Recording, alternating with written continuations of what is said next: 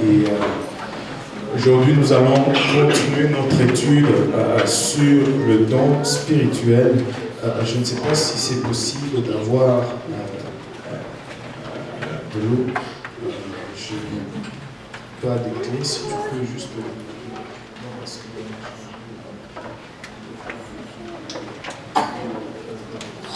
Alléluia. Gloire au nom de Jésus. Alléluia. Le Seigneur est bon, n'est-ce pas? Alléluia. Qui a été béni par le Seigneur?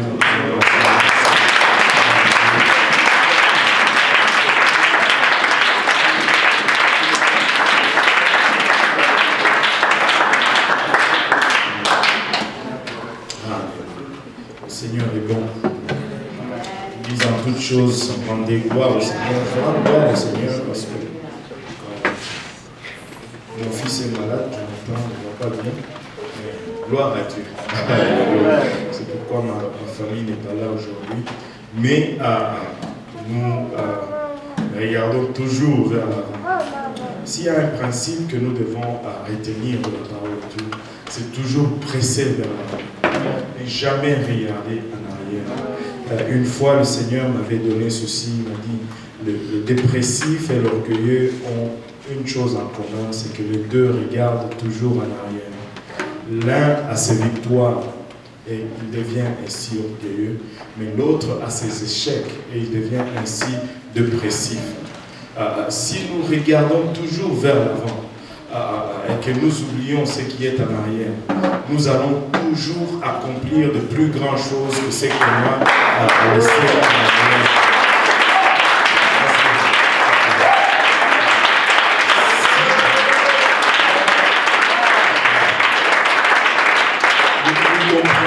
Le fait que nous ne devons pas regarder à nos échecs passés, ça nous le saisissons très vite et c'est bien, mais des fois nous devons aussi ne pas regarder à nos victoires passées parce que cela risque de devenir une limite pour ce que Dieu peut faire ou veut faire dans notre vie. Je ne veux pas que Dieu répète seulement ce qu'il a fait dans le passé, je veux que Dieu fasse plus que ce qu'il a fait. Ainsi, le passé n'est pas la référence pour ce que Dieu va faire pour son Église et pour moi dans ma vie ou pour vous dans votre vie, si vous le désirez. Le passé ne doit pas être la référence. Seule la parole de Dieu doit être la mesure de ce que Dieu peut faire. Et la parole de Dieu nous dit qu'il peut faire encore davantage, au-delà même de ce que nous pouvons même penser. Donc tu n'y penses même pas, il le fait. Amen.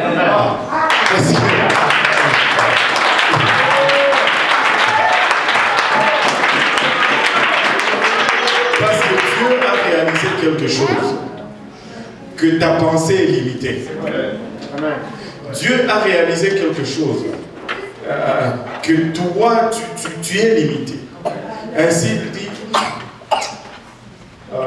même si tu ne demandes pas, même si tu ne peux pas le demander parce que tu ne peux même pas y penser.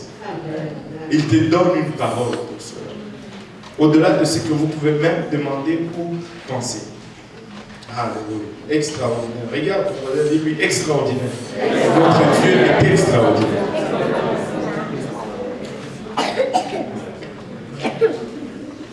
Aujourd'hui, nous allons regarder le deuxième groupe dans les dons spirituels. Nous allons parler de la foi, le don de la foi, le don de miracle et le don de guérison, l'opération de miracle et de guérison. La foi, les miracles et la guérison. Particulièrement aujourd'hui, on va regarder la foi et les miracles parce que sur le don de guérison, je voudrais m'attarder un peu plus parce qu'il y a beaucoup plus à dire sur ce chapitre-là ou ce don-là.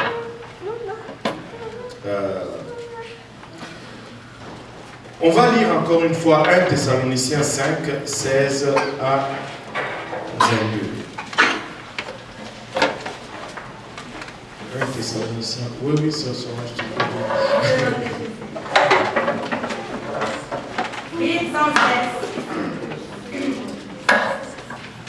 Soyez toujours joyeux, priez sans cesse, rendez grâce en toutes choses, car c'est à votre égard la volonté de Dieu en Jésus-Christ. N'éteignez pas l'esprit, ne méprisez pas les prophéties, mais examinez toutes choses. Retenez ce qui est bon, abstenez-vous de toute espèce de mal. Que le Dieu de paix vous sanctifie lui-même tout entier, et que tout... 22. Gloire au nom de Jésus. Il dit, soyez toujours joyeux, et on a ouvert le service avec cela. Je pense que quelqu'un n'a pas compris et il doit comprendre qu'il doit être toujours joyeux. Soyez toujours joyeux. Et nous avons très souvent beaucoup de difficultés avec ce verset parce que nous confondons la joie et le bonheur. Le bonheur, ce n'est pas la joie. Et la joie, ce n'est pas le bonheur. La joie, c'est Dieu qui me la donne. Et comme plusieurs choses, Dieu donne, mais c'est nous qui ne voulons pas prendre. Le bonheur dépend des circonstances. Mais la joie vient de Dieu. La joie, tu peux être joyeux même au milieu d'une catastrophe. Parce que la joie n'est jamais conditionnée par la situation, les circonstances. Mais le bonheur, comme le mot le dit, bonheur dépend de l'heure ou dépend des circonstances du moment. La joie vient de Dieu, mais oui, la joie vient de Dieu, mais le bonheur vient de circonstances. Soyez toujours joyeux, priez sans cesse, rendez grâce en certaines choses. Rendez grâce en toutes choses, car c'est à votre égard la volonté de Dieu en Jésus-Christ. N'éteignez pas l'esprit. Laissez faire l'esprit. Ne l'éteignez pas. Amen. Ne méprisez pas les prophéties. Quand les prophéties sortent, ne méprisez pas. Même si cela semble très peu probable. Ne méprise pas. Même peut-être des fois c'est à côté. Ne méprise pas. Mais examinez toutes choses. Ne méprise pas, mais examine toutes choses. Retenez ce qui est bon, justement, parce que quand je dis même quand les prophéties ne sont pas bonnes, vous avez rigolé. Il dit, retenez ce qui est bon parce que d'autres ne sont pas bons. Alléluia. Abstenez-vous de toute espèce de mal. Ça, c'est juste en révision. Le but ultime des dons est d'élever Jésus-Christ. Quand Jésus donne le don de l'Esprit, c'est pour la gloire de son nom et c'est pour l'élévation de son nom. Ce n'est pas pour la glorification de l'homme, c'est tout simplement pour la gloire de Dieu. Jean 14, 26 nous dit, mais le Consolateur, l'Esprit Saint que le Père enverra à mon nom, vous enseignera toutes choses et vous rappellera tout ce que je vous ai dit. Et à Jean 15, 26 nous dit, quand sera venu le Consolateur que je vous enverrai de la part du Père, l'Esprit de vérité qui vient du Père, il rendra témoignage de moi. Comment est-ce qu'on va utiliser les dons? D'abord, nous devons réaliser que les dons sont disponibles et les dons sont pour tous ceux qui sont remplis du Saint-Esprit. Si tu es rempli du Saint-Esprit, en toi, il y a le potentiel d'opérer le 9 dons spirituels qu'on trouve dans 1 Corinthiens 12. Tu peux opérer le don spirituel. Tu peux. Amen. Et les dons ne sont pas signes de quelconque maturité spirituelle. Avez-vous déjà vu quelqu'un qui vient juste de recevoir le Saint-Esprit et qui va prier pour quelqu'un et quelqu'un est guéri sans qu'il comprenne toute la doctrine et paf, ça arrive. Parce que les dons ne sont pas signes de quelconque maturité spirituelle, mais c'est l'expression tout simplement de la puissance et de la gracieuseté de Dieu. On avait donné tous ces exemples. La présence de dons ne nous montre pas combien nous sommes spirituels, mais ça nous montre tout simplement combien Dieu est puissant et combien Dieu est gracieux.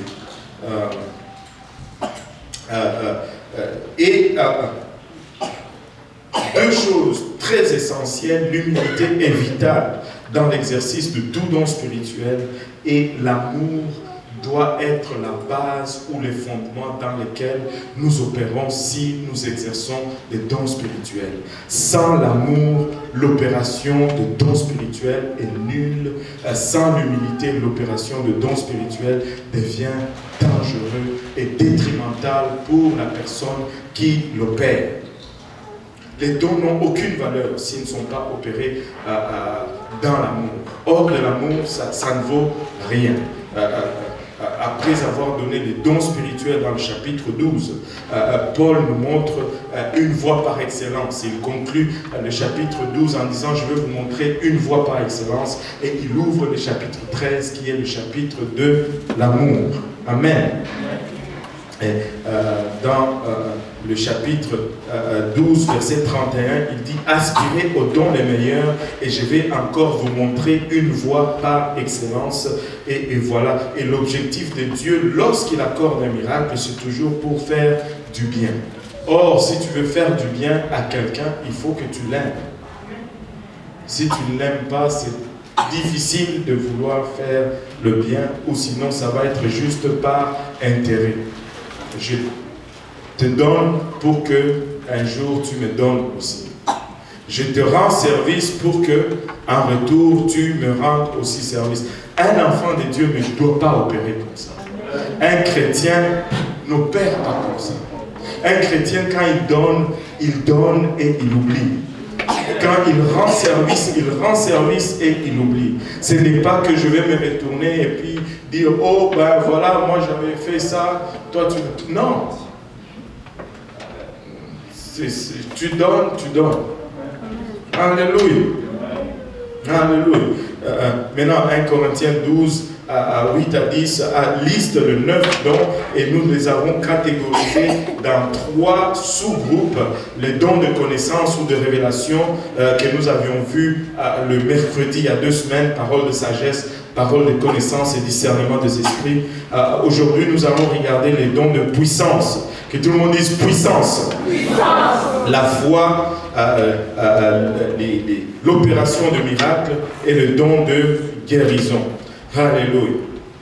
Donc, ce sont là les 3 prochains dons que nous allons examiner. Ils sont aussi appelés, comme nous avons dit, le don des puissances, la foi, le don de guérison et l'opération de miracle. 1 Corinthiens 12, le verset 9 et la moitié du verset 10 nous les liste. À un autre, la foi par le même esprit. À un autre, le don de guérison par le même esprit. Et à un autre, le don d'opérer des miracles.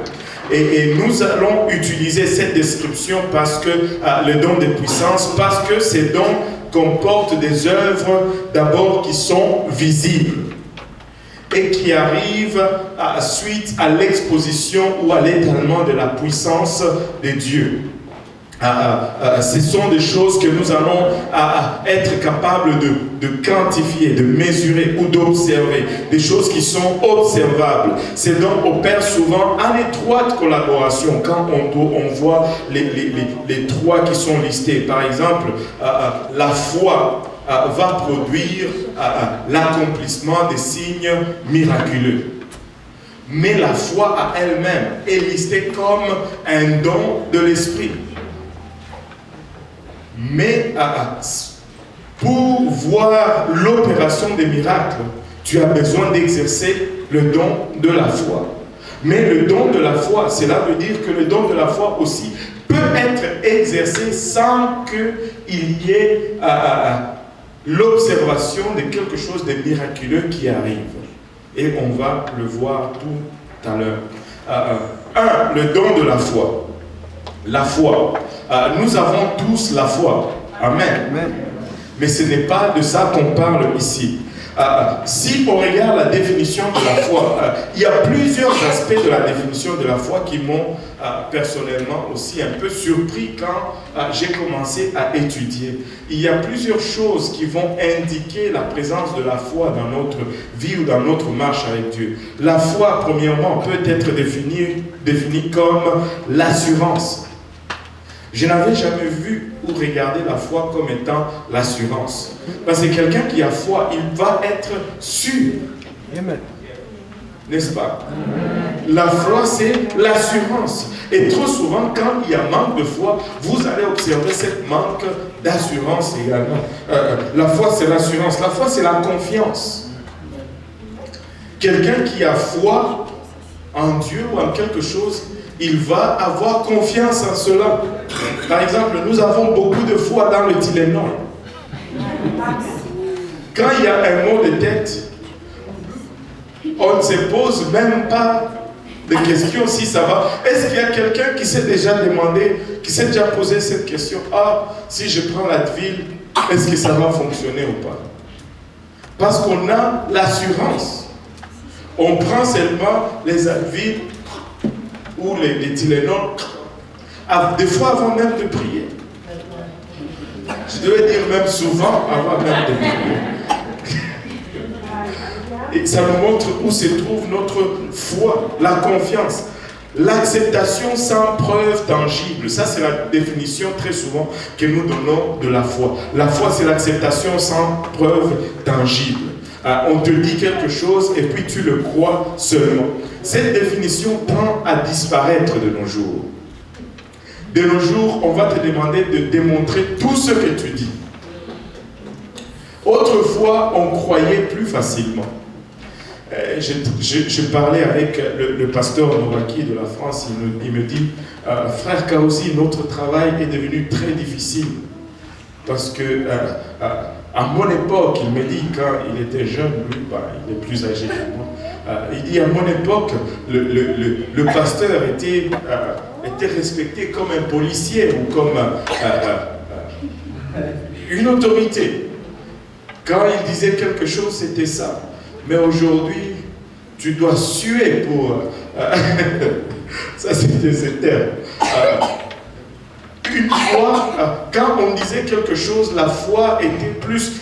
ce fait d'accepter sans preuve tangible était plus palpable, était plus là. Mais aujourd'hui, tu dois démontrer toute chose. Tout ce que tu dis doit être démontré. Amen.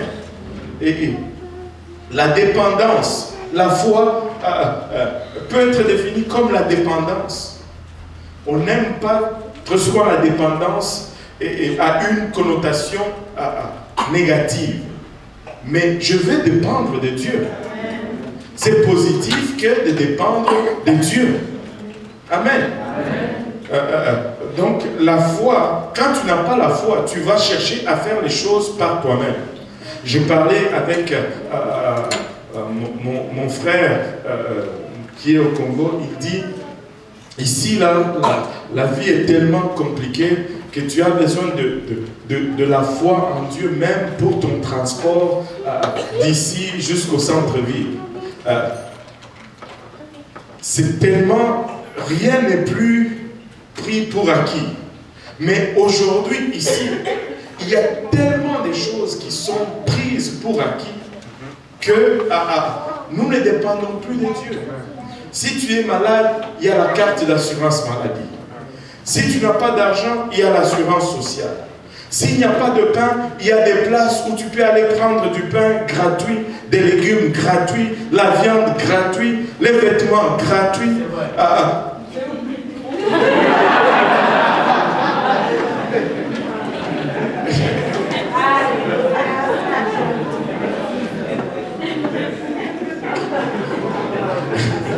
Il y a certains d'entre vous qui ne veulent pas y aller parce que, oh, je ne veux pas qu'on me voie là-bas. On te donne même gratuitement, mais tu as honte.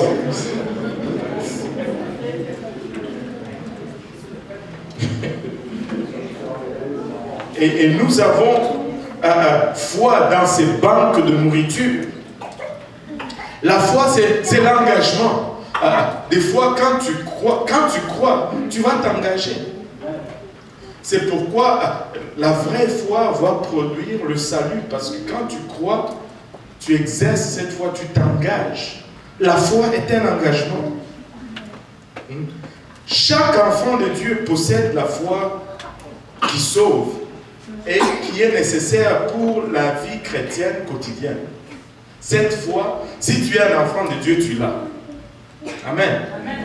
Il n'y a pas de question là-dessus. Tu as cru, tu es venu, tu t'es fait baptiser au nom de Jésus-Christ, tu as reçu le baptême du Saint-Esprit, ça te prend la foi pour toutes ces choses.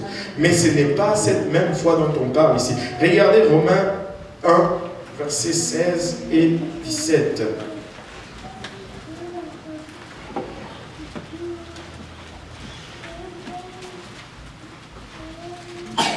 Oui, ça semble. Car je n'ai point honte de l'évangile de Christ. C'est une puissance de Dieu pour le salut de quiconque croit. C'est une puissance de Dieu. C'est une puissance de Dieu pour le salut de quiconque croit. Du juif premièrement, puis du grec, parce qu'on lui a révélé la justice de Dieu par la foi. Par la foi. Et pour la foi. Et pour la foi. Selon ce qui est écrit, le juste vivra par la foi. Le juste vivra par la foi. Un enfant de Dieu vit par la foi. Amen. Et regardez. Des fois, ça m'attriste. Parce que il y a même dans le royaume de Dieu, même dans la maison de Dieu, il y a certaines choses qui sont des miracles, qui ont été le produit de la foi, mais que nous prenons tellement pour acquis que nous les bafouons quasiment pour rechercher ce qui est sensationnel en fait. Vous savez, le salut, c'est une œuvre miraculeuse. Le fait que tu sois sauvé, c'est un miracle. C'est le miracle le plus important que...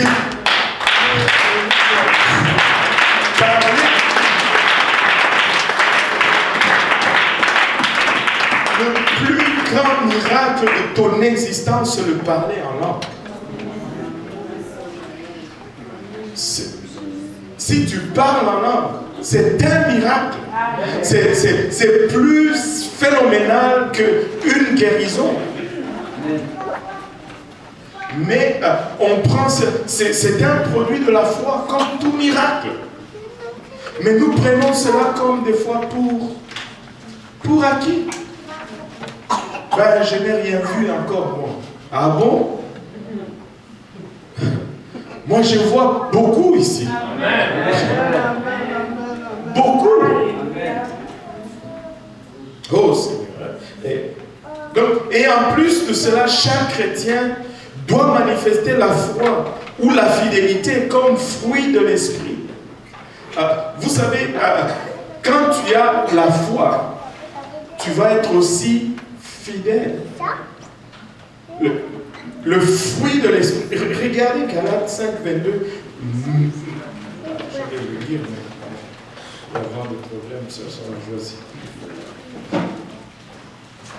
Mais le fruit de l'esprit, c'est l'amour, la joie, la paix, la patience, la bonté, la bénignité, la fidélité, la douceur, la tempérance. La loi n'est pas contre ces choses. La fidélité. Quand tu as la foi, tu vas être fidèle à Dieu. La foi chrétienne, c'est l'élément qui produit le salut. Tout le chrétien, non? C'est l'élément qui nous fait vivre notre vie chrétienne chaque jour. Tous les chrétiens l'ont également. C'est ce qui produit en nous le fruit de l'esprit. Tous les chrétiens doivent l'avoir aussi, ou s'ils sont chrétiens, ils l'ont. Amen.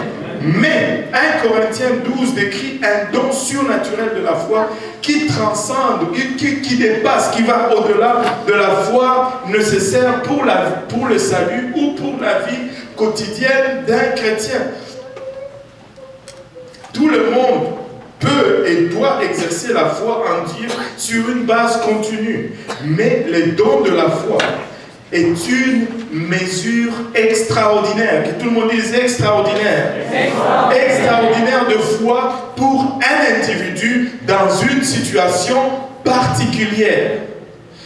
Il y a des moments où une personne en particulier va se trouver dans une situation particulière et Dieu va lui donner une mesure de foi extraordinaire pour ces moments particuliers. C'est ça le don de la foi qui est listé dans 1 Corinthiens 12 ici. Et le don de la foi est ainsi la capacité surnaturelle de faire confiance à Dieu ou à inspirer la confiance en Dieu. La foi est contagieuse. Avez-vous déjà remarqué cela? Amen. La foi est contagieuse. Donc, ce don de la foi, ce n'est pas seulement de croire d'une façon particulière, mais c'est aussi d'inspirer cette croyance particulière en quelqu'un d'autre. Pour un besoin ou une circonstance particulière. Et ça vient souvent en réponse à une preuve ou une crise qui va, si on était dans une situation normale, qui va accabler la personne, qui va mettre la personne à terre, qui va des fois même détruire, au risque même de détruire la marche chrétienne de cette personne. Mais Dieu donne une mesure de la foi qui fait que malgré cette situation qui semble impossible, malgré cette situation qui semble sans issue, mais tu vois quelqu'un qui dit c'est pas grave. Amen. Nous allons nous en sortir.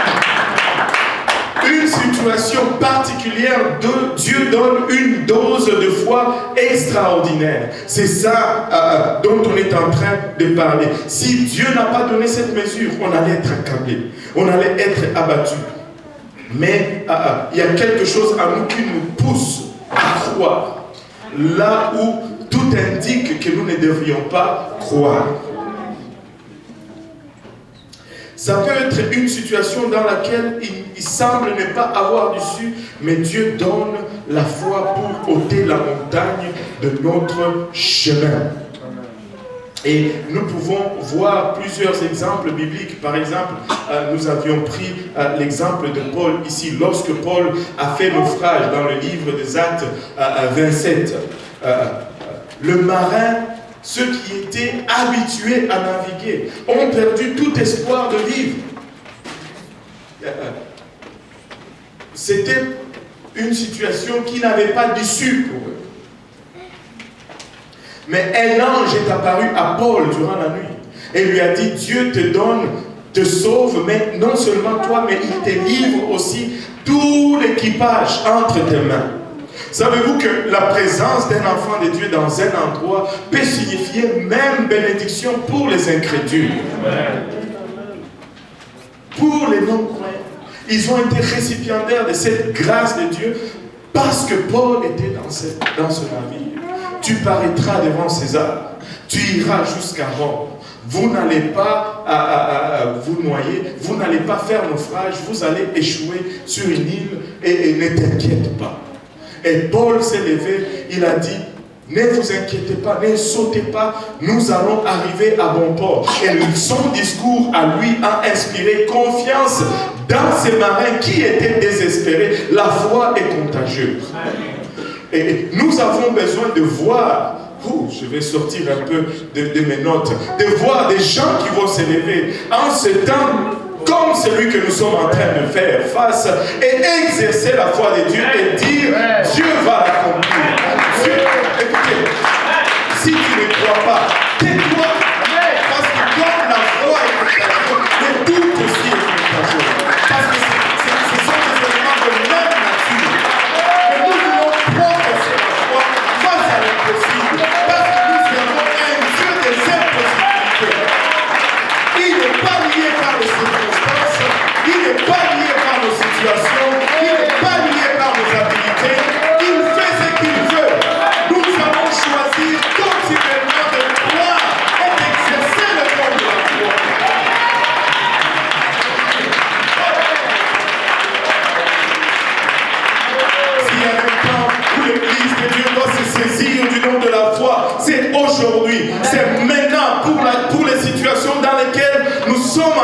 faire face. Alléluia. Nous allons avoir la foi. Pas juste pour faire un show ou un spectacle, mais pour voir Dieu faire des grandes choses dans notre vie, dans la vie de nos bien-aimés. Nous allons exercer la foi.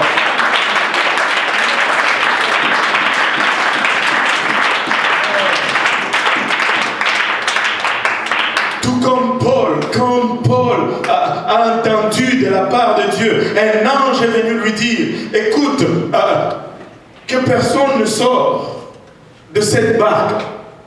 Vous allez tous arriver à bon port. Laissez-moi vous dire aussi que Dieu m'a dit que personne ne sort de l'église. Dieu va bénir.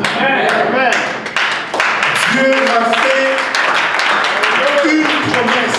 Je ne prêche pas la doctrine de la prospérité, mais Dieu m'a promis de prospérer chacun de mes fidèles dans une mesure que tout ne pourrait même pas le faire.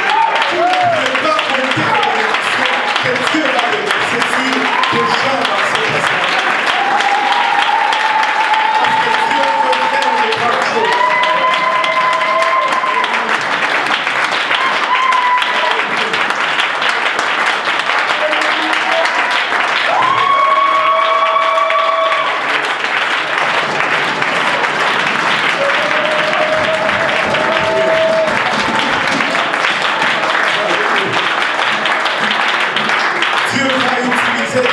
Le monde était pour perdants, pour nuls, pour inutiles. Dieu va les élever dans des dimensions que on n'a jamais imaginées.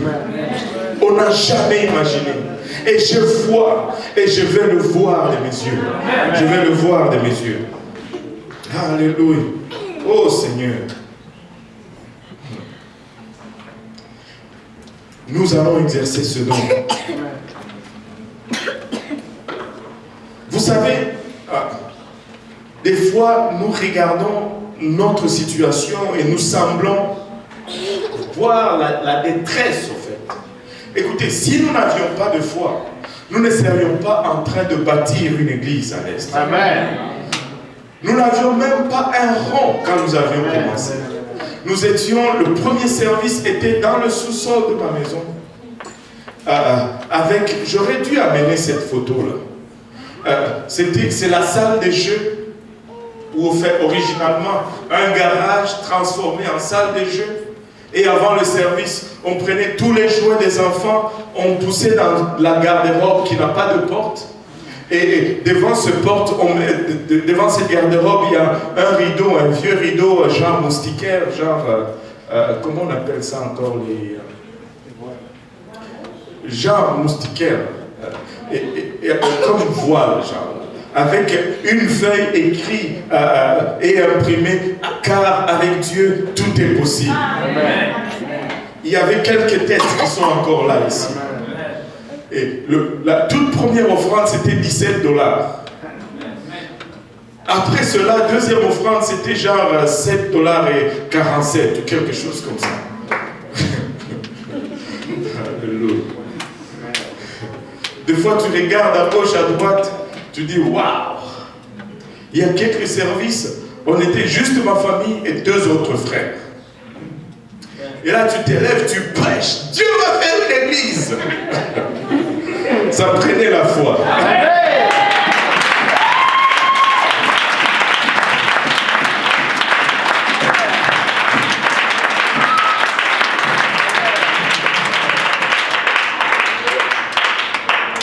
Quelques mois après, on signait notre premier bail, un bail de 2 ans, dans un sous-sol que, quand la première fois qu'on est, d'abord la pancarte, c'était une fille à moitié nue.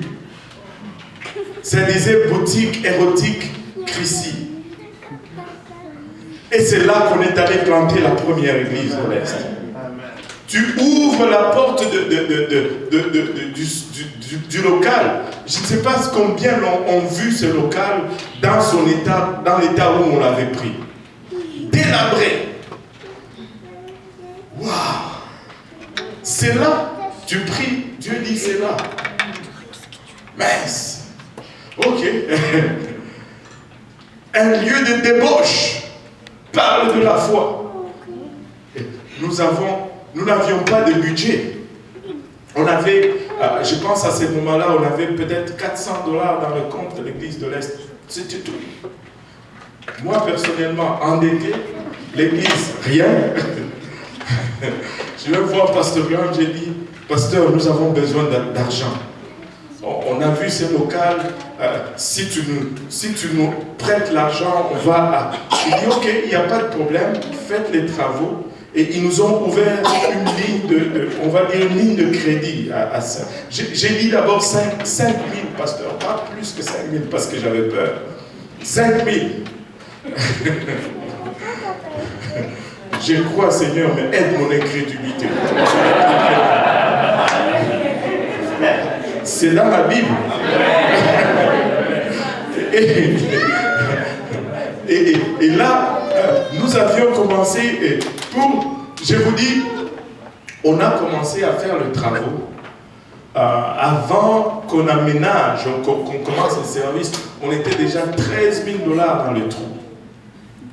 Mais avant la conclusion de cette première année, on avait fini avec 7 000 $ de plus dans le budget de l'église de l'Est. Juste un petit groupe de quelques personnes.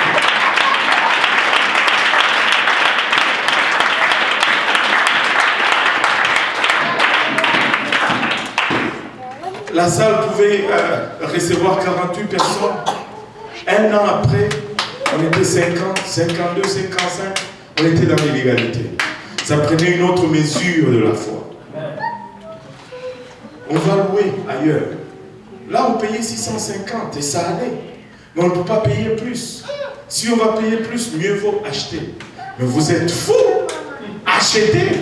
Vous n'avez même pas 2 ans d'existence. Au fond, techniquement, vous n'existez même pas comme église. On va commencer à chercher pour acheter. Oh Seigneur. Et des fois, je me demande qui est le plus fou. Si c'est moi ou si c'est les gens qui me suivent, je ne sais pas. En tout cas, je vous dis, c'était la compétition de qui est le plus fou. Parce qu'il y avait des jours où je disais, ça c'est une folie, on doit arrêter. Mais j'ai trouvé toujours quelqu'un de plus fou que moi. Alléluia. Alléluia. Mais le Seigneur est bon. Amen. Ce qui est folie pour le monde, c'était sagesse.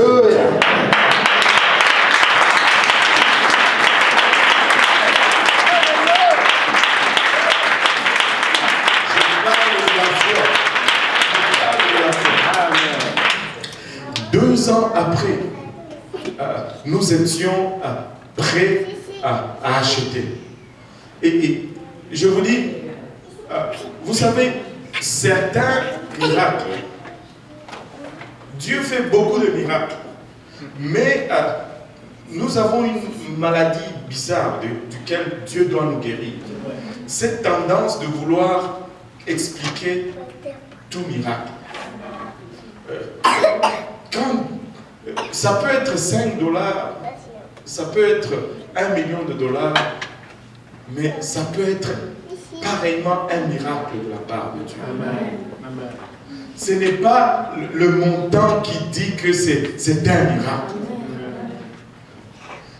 Parce que la façon que ça arrive, quand on reconnaît la main de Dieu, quand on reconnaît nos limites, au fait, on reconnaît dès le premier pas que nous ne pouvons pas le faire par nous-mêmes.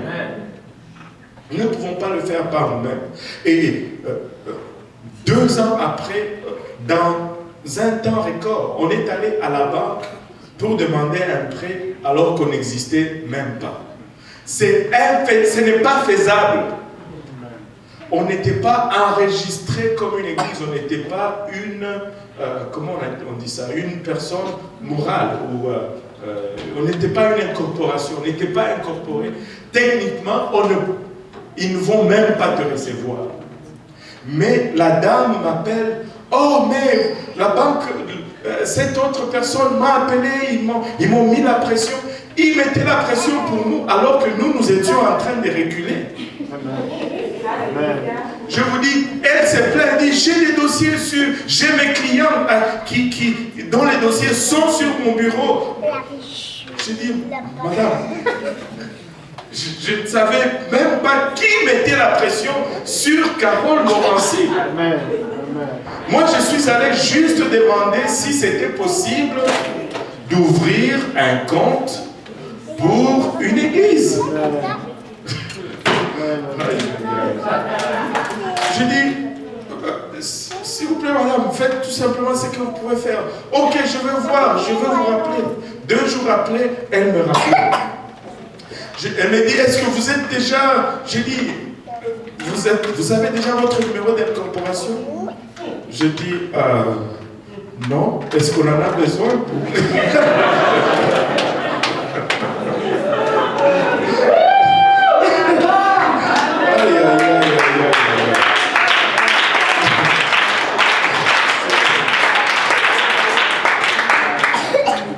On a commencé à courir pour... D'abord, on ne savait même pas où aller pour chercher l'incorporation. Et on a finalement trouvé où on devait. Et on nous dit là-bas que, écoutez, l'incorporation là, c'est 6 mois. Nous, on dit non. Nous devons acheter dans 1 mois et demi. Et ça nous prend l'incorporation. Et avant 1 mois et demi, on avait l'incorporation.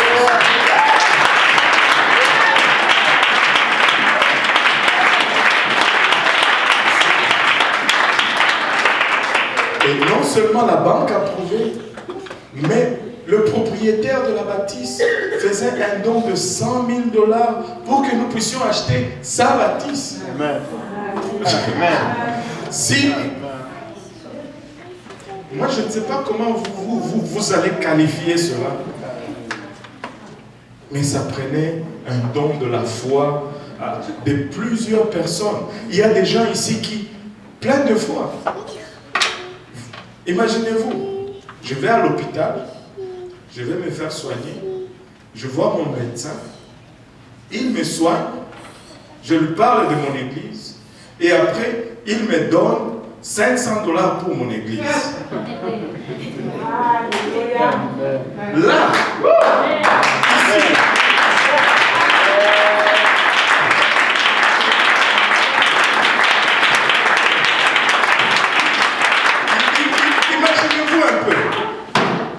ton père te dit, non, ton église là, je n'aime pas. C'est pas comme ça. Tu dois quitter même cette église.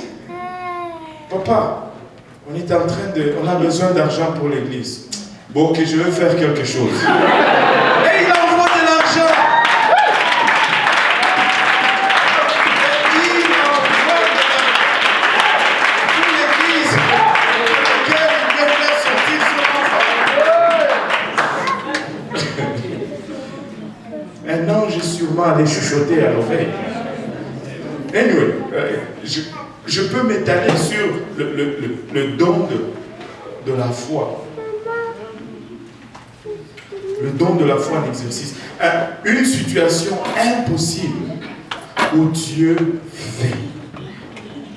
Maintenant, nous avons toujours tendance à regarder seulement les situations où il y a eu un exploit. Et nous nous disons, waouh, le don de la foi. Savez-vous que le don de la foi peut être exercé, peut être présent sans qu'il y ait un fait miraculeux qui suit. Nous aimons les miraculeux, nous avons applaudi pour tout. Mais il y a des places où tu vois l'exercice du don de la foi, mais il n'y a rien de miraculeux qui se passe. Sinon, on n'allait pas dire le don de la foi et le don d'opération des miracles. Amen. Amen. Maintenant, un enfant de Dieu qui est rempli du Saint-Esprit peut se retrouver dans une situation difficile et ne pas croire qu'il va s'en sortir. Une personne peut avoir une confiance totale en Dieu et être dans une situation et dire que bon, là, je pense que là, on va être chicoté. Cela ne veut pas dire que la personne n'a pas foi en Dieu. Amen. Amen. Parce que des fois tu regardes la situation, tu dis que la suite logique, c'est la déchéance. Parce que tu n'as pas cette mesure de la foi. En d'autres termes, la foi pour le salut, pour la vie chrétienne, ne se traduit pas automatiquement dans la foi pour une délivrance miraculeuse. Et les dons de la foi peuvent fonctionner même à l'absence d'une délivrance miraculeuse ou à l'absence d'une opération miraculeuse. Et un exemple frappant de cela dans la Bible, c'est Étienne. Et tout le monde dit Étienne. Étienne était un homme de foi. Est-ce qu'il y a quelqu'un qui va douter que Étienne était un homme de foi? Non. Maintenant, regardons Actes chapitre 7 à partir du verset 55.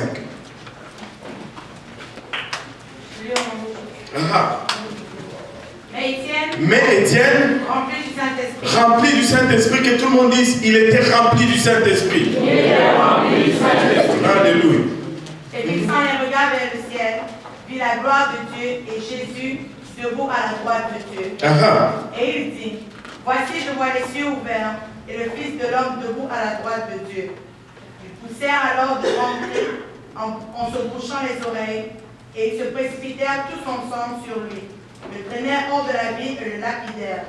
Les témoins déposèrent leurs vêtements aux pieds d'un jeune homme nommé Saül. Et il lapidait Étienne. Il priait et disait, Seigneur Jésus, reçois mon esprit. Puis s'étant mis à genoux, il s'écria d'une voix forte, Seigneur, ne répute pas ce péché. Et après ces paroles, il s'endormit. Après ces paroles, il s'endormit. Regardez, Étienne était rempli du Saint-Esprit. Il a même vu le Seigneur. Mais il était dans une situation catastrophique. Et cette situation a continué son cours. Il n'y a pas eu de délivrance miraculeuse. Les pierres ne se sont pas transformées en mousse. Quand on l'a lapidé, ça faisait mal. Et il en est mort. Mais l'exercice du don de la foi est présent parce que malgré cette situation, malgré face à la mort, ce n'était pas une foi commune ou commune des vies de chaque jour. Il a continué à croire en Dieu face à la mort. Et l'exercice du don de la foi n'a pas produit quelque chose de phénoménal, mais ça a produit l'amour.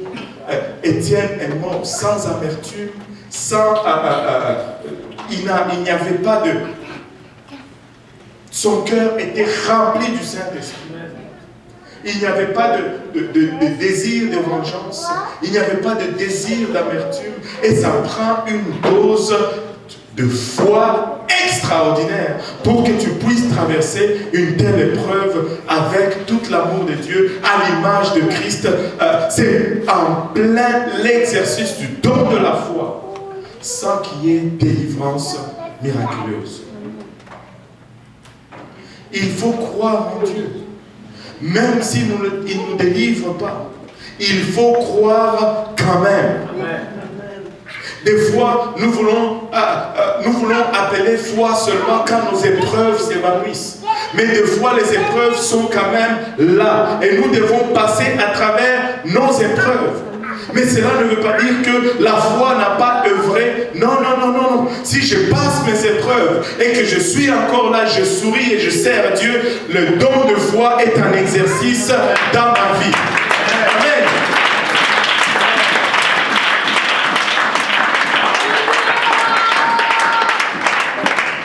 Étienne a fait face au martyr avec courage. Et un esprit de pardon est demeuré en lui à l'image de Christ. Oh, Paul, il est déjà 9h. On est seulement à la foi. Wow.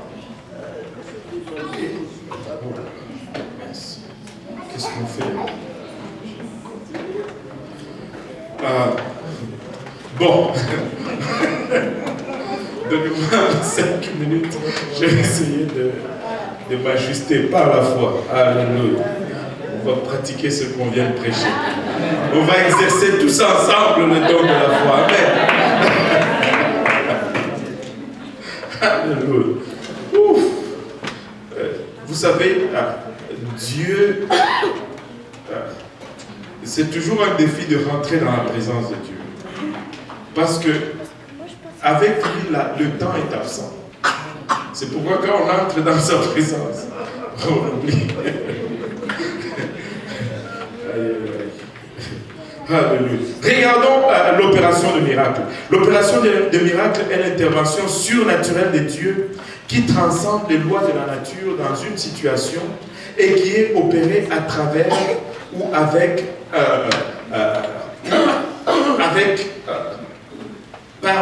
par un canal humain, à travers d'un vase, à travers de vous et moi.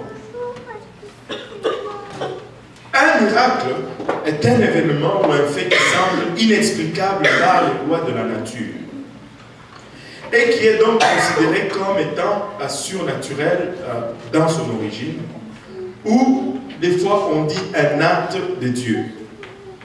C'est un événement inhabituel, extraordinaire, qui suspend ou transcende les lois de la nature comme nous les connaissons. Il s'agit de l'intervention directe de Dieu. Il y a plusieurs choses que nous pouvons voir comme des actes ou de miracles de Dieu. Je ne sais pas pour vous, mais moi je vais toujours donner des exemples que j'ai vécus parce que personne ne peut argumenter. Et je me rappelle encore, on était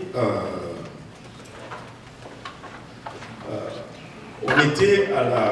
Comment on dit ça? C'était Noël. Et on devait venir à l'église.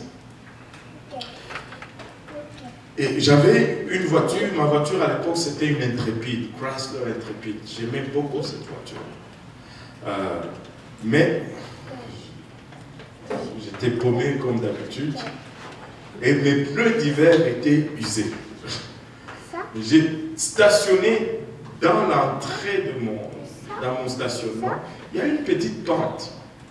Mais même si la pente est petite, si tu as des pneus d'hiver qui sont usés et qu'il y a de la neige à terre, ben la voiture ne monte pas. Je ne sais pas s'il y en a qui ont déjà fait cette expérience. La voiture ne monte pas. Et on devait venir à l'église, c'était le 24 soir. Et j'avais mes bottes. On est rentré dans la voiture, on a essayé de partir. Rien. Je dis, mais on doit y aller, je ne veux pas être en retard. Et je dois traduire en plus. Et tu commences à transpirer. Qu'est-ce qu'on fait? Ok, j'ai dit à ma femme, monte dans la voiture. Et puis, moi, je vais être en arrière. Et puis, je vais pousser pour que ça sorte. Okay, ça doit sortir. Et ma femme est entrée dans la voiture. Moi, j'étais en arrière pour pousser. Et le problème, c'est qu'elle a mis sur marche arrière. Sur marche en avant. J'étais là, presque, mon pied presque à côté sur une butte. Et je voulais déployer tous mes muscles là pour aider la voiture à monter.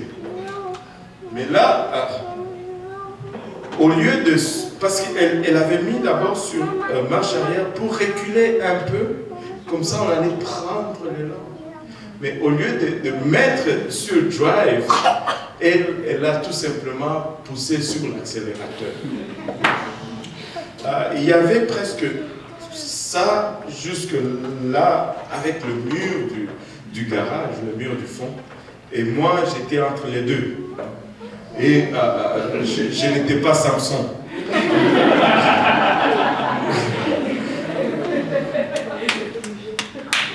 La voiture a bondi vers l'arrière. Ne me demandez pas comment j'ai fait. c'est comme un film.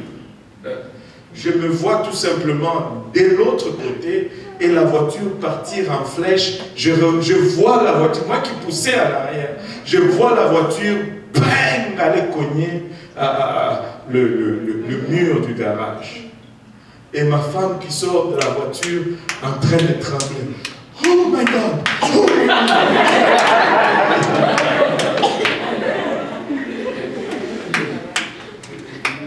Et là, on était comme... Et vous savez quoi? Après, j'ai dit, monte dans la voiture. Et là, elle monte de l'autre côté, je monte aussi de l'autre côté. La voiture est sortie. Moi, je vous dis, s'il n'y avait pas un Dieu qui faisait des choses contraires à la loi de la nature, j'étais pris en sandwich entre ces murs et cette voiture intrépide. J'allais avoir le marque Chrysler sur mon nombril pour le restant de mes jours, je pense. Mais je ne sais pas si par une intervention angélique ou quoi que ce soit, j'étais de l'autre côté, je voyais la voiture passer juste, pas long, c'était pas long, pas du tout. Et je suis arrivé à l'église avec toute l'émotion, je suis monté sur la plateforme et j'ai oublié que j'avais encore mes bottes d'hiver. Et personne n'a remarqué que j'avais traduit avec mes bottes d'hiver. Alléluia. Dieu fait des miracles. C'est quelque chose.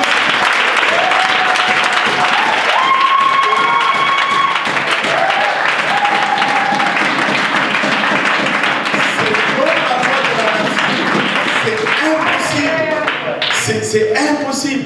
Et on peut, je vous dis, oh, Dieu fait ces choses. Il y a tellement de choses qui se font. On était, moi et mon frère, un jour, on sortait d'ici. J'avais mon ancienne Jetta bleue, celle qui nous avait laissé, moi et le frère Jean-Yves, au milieu entre Montréal et Fredericton, quelque part. Aïe, aïe, aïe. On est tout le temps paumé, je ne sais pas. Encore une fois, on était paumé. Et c'est... Bon. On rentrait de l'église. On était sur la 40. On rentre à la maison dans ma Volkswagen. Écoutez, ça c'est une voiture allemande. C'est du solide, ça. Mais... tout d'un coup, arrivé au niveau d'Iberville, la voiture commence à faire...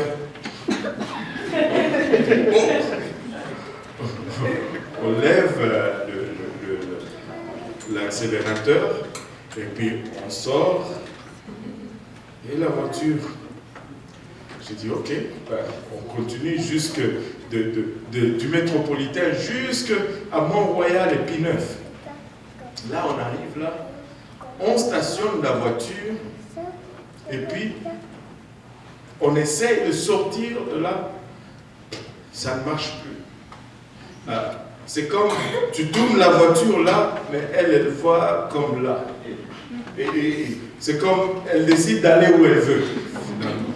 Et finalement, le lendemain, qu'est-ce qu'on fait? On appelle le dépanneur. Il vient, il regarde la voiture, il dit wow! Ça vous est arrivé où ça? On dit sur le métropolitain. Il dit non, impossible. Il dit ça là, tu ne pouvais pas sortir, conduire de là, arriver jusqu'ici. C'est impossible. Parce qu'il y a une roue. Au fond, c'est une barre de direction qui était brisée. Il dit, il ne pouvait même pas remorquer, lui, la voiture, parce que l'autre pneu, il ne tenait pas avec le reste de la voiture, en fait. On lui dit, mais non, on est parti du métropolitain, on a pris la sortie Iberville, pris Saint-Michel. Il dit, non, c'est impossible, tu ne peux pas tourner avec cette voiture.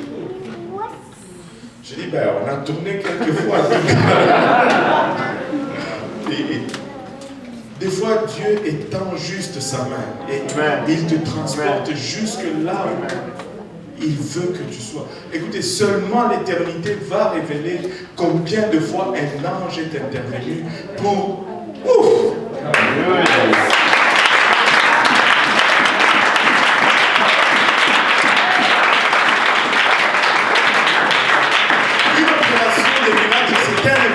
Inhabituel, extraordinaire, qui suspend ou transcende les lois de la nature comme nous les connaissons. Il s'agit de l'intervention directe de Dieu. Dieu agit directement. Il agit directement. Alléluia. Bien sûr, pour Dieu, tout est possible. Nous regardons cela, nous disons, les lois de la nature ont été transcendées. Mais pour Dieu, c'est normal. Ce n'est pas... Au fond, c'est lui qui a conçu ces lois. Pour lui, c'est juste une procédure normale.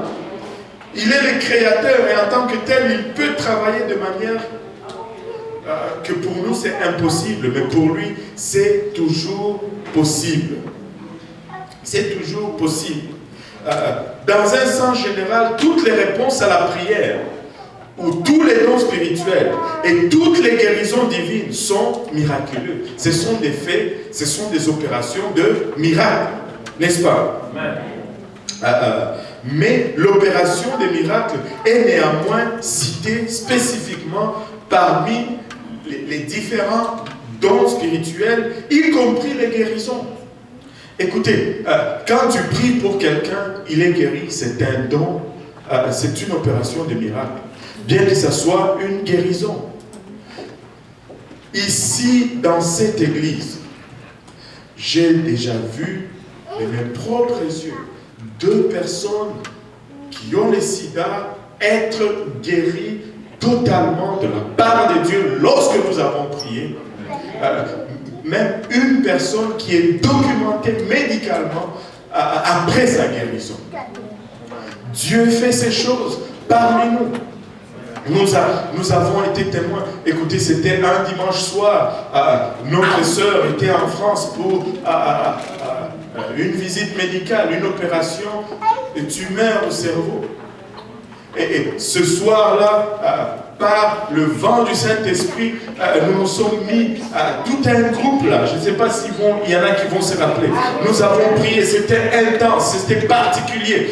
Nous avons prié et Dieu a bougé. Le lendemain, c'était le jour de l'opération. La sœur m'appelle, il dit, pasteur, je ne sais pas si j'ai eu un rêve où il y a eu quelque chose, mais j'ai rêvé, je sentais, il y avait comme une présence à côté de moi, et cette présence m'a touché. Il y avait comme un liquide qui coulait, et j'avais chaud, j'ai transpiré quand je me suis réveillé de mon sommeil, je transpirais, j'avais encore chaud. Je ne sais pas qu'est-ce qui se passe, mais en tout cas, je suis en train d'aller dans la salle d'opération. Ça, c'était le message que j'ai trouvé sur mon répondeur le matin à 6 h du matin. Elle avait laissé ça, je ne sais plus, à 3 h, à 2 h du matin. Et quand j'ai entendu cela, j'ai dit, alléluia, il n'y aura pas d'opération. Dieu a opéré avant que l'homme opère.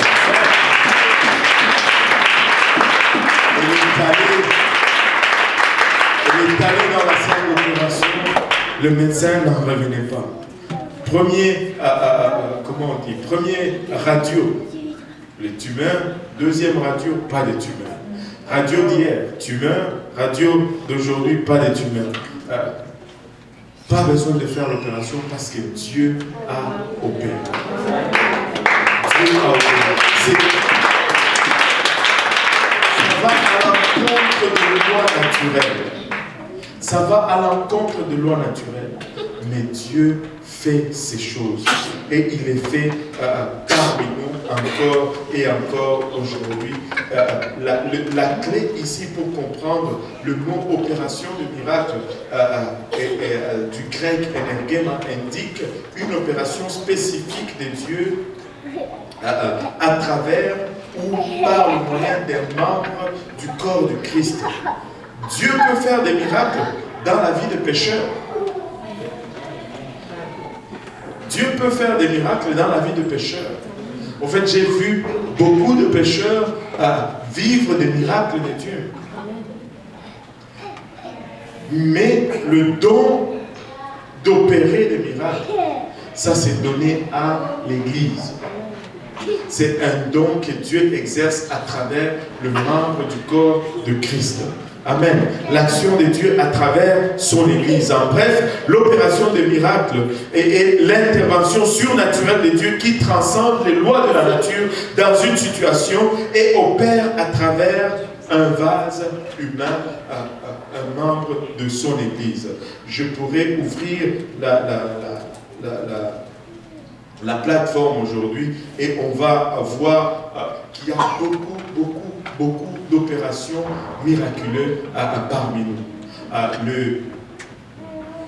Je vais conclure avec cela. C'était quand avant-hier, il y avait une sœur qui est venue à l'église parce que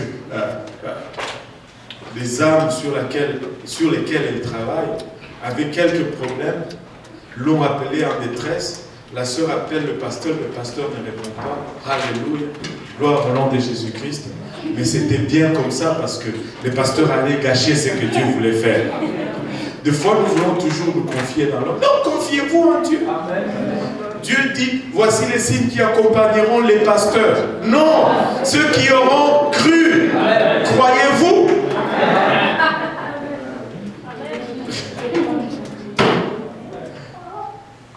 Elles sont venues ici, ces femmes se sont saisies de Dieu, elles ont prié jusqu'à ce que la sœur qui ne parle pas une langue a commencé à parler. Elle a parlé dans 2 langues spécifiques que ces 2 personnes ont compris. Après, il demandait à la sœur, mais d'où on t'a jamais entendu parler dans cette langue? Dieu a donné une expression miraculeuse. Et écoutez, ces choses, Dieu le fait. Dieu le fait. Mais nous devons nous attendre à ces choses. Ça ne doit pas être des surprises. Et Dieu est en train de nous amener dans cette autre dimension. Dieu nous amène dans une dimension où les miraculés va devenir normal aussi pour nous. Maintenant,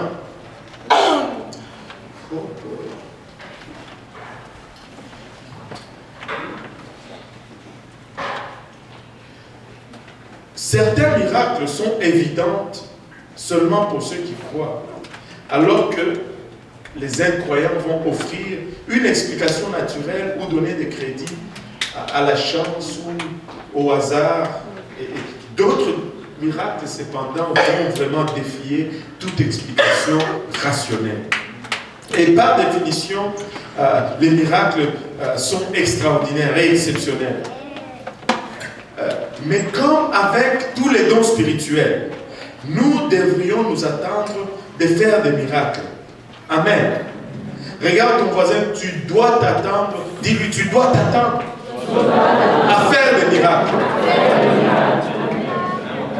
Dis-le à ton voisin, tu dois t'attendre à faire des miracles.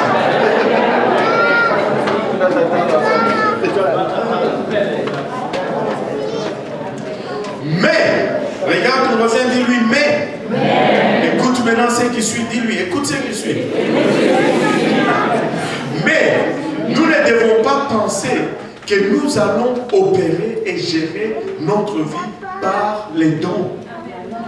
Alors, et c'est biblique. Laissez-moi vous donner des exemples. Par exemple, malgré le miracle de Philippe, qui a été transporté d'un lieu à un autre pour aller témoigner à l'eunuque éthiopien, les apôtres se déplaçaient toujours à dos d'âne ou à pied. Ils n'ont pas été téléportés à chaque fois qu'ils voulaient se rendre d'une place à une autre. Ce n'est pas devenu le moyen commun de transport pour les apôtres. Pourquoi alors nous pensons que ça va être différent pour nous?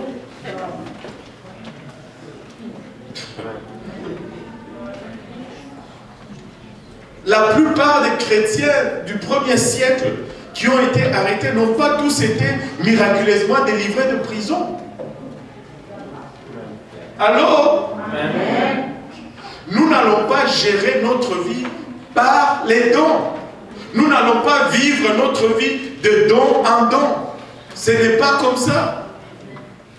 Certaines personnes s'attendent aujourd'hui que Dieu fournisse à tous leurs besoins de façon miraculeuse.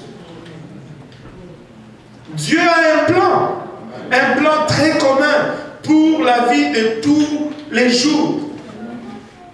Et ce plan inclut le travail. Et tout le monde dit travail. La bonne gestion. Tout le monde dit bonne gestion. Et les dons des dîmes et des offrandes. Dons des dîmes et des offrandes. Que tout le monde dise dîmes et offrandes.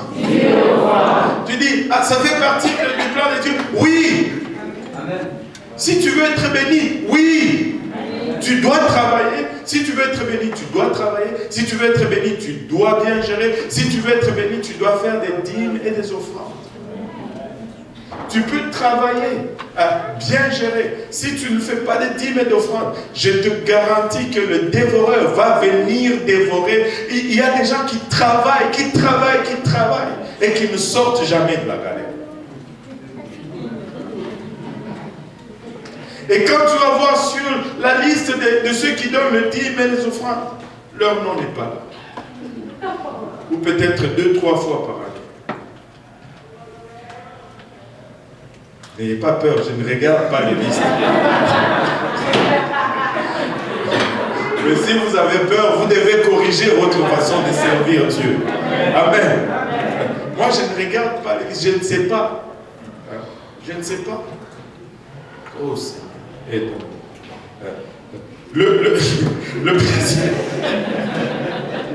Le principe général est celui-ci. Si quelqu'un ne travaille pas, qu'il ne mange pas non plus. Certains sont jaloux des maisons et des voitures des autres, mais ne parviennent pas à reconnaître qu'alors que Dieu est celui qui a béni les propriétaires de ces choses. Dans de nombreux cas, ces gens-là ont aussi travaillé. Ils ont géré, c'est peut-être des produits de plusieurs années de sacrifice et de travail. Tu viens, tu me trouves aujourd'hui avec, je ne sais pas moi, une Jetta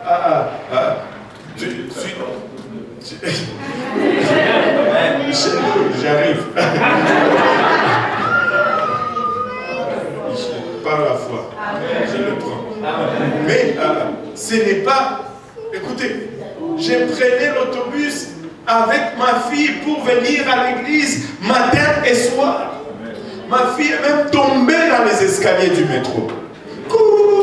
Jusque là-dedans. Et là, les gens te regardent, ils font seulement comme ça. Et tu vas, tu ramasses ta fille. Tu pars. J'arrivais à la maison à minuit et demi après le service. Mais je n'ai pas arrêté de venir à l'église parce que je devais prendre le métro. Amen. Amen. Je ne suis pas né avec une voiture. Amen. Donc là, tu regardes aujourd'hui, tu dis, lui, en tout cas. Non, ça n'a pas toujours été comme ça. Oh Seigneur, aide-nous, Seigneur. Écoutez, on va arrêter là pour aujourd'hui. On n'a pas fini le don d'opérer des miracles. On va y revenir avec la guérison. Mais on va juste arrêter là. Alléluia. Ça, on va courir après l'autobus.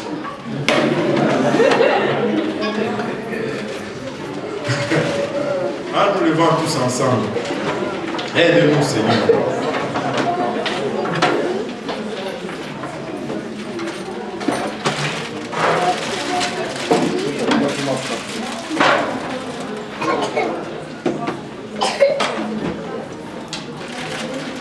Alléluia.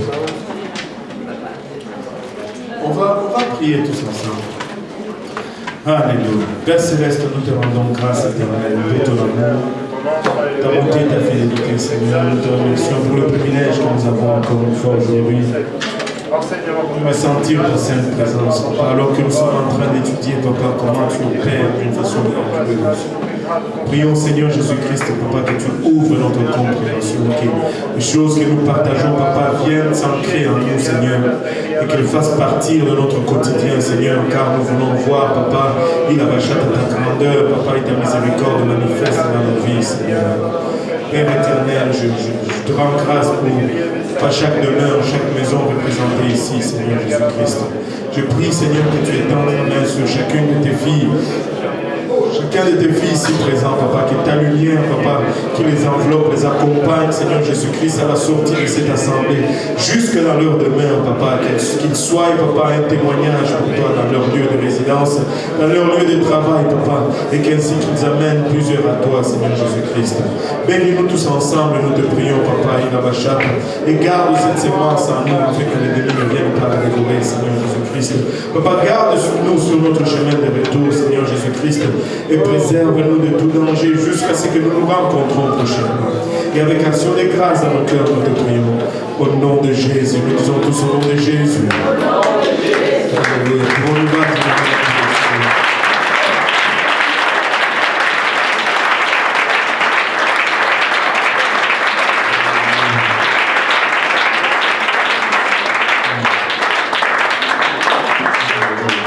Serrez la main de votre voisin.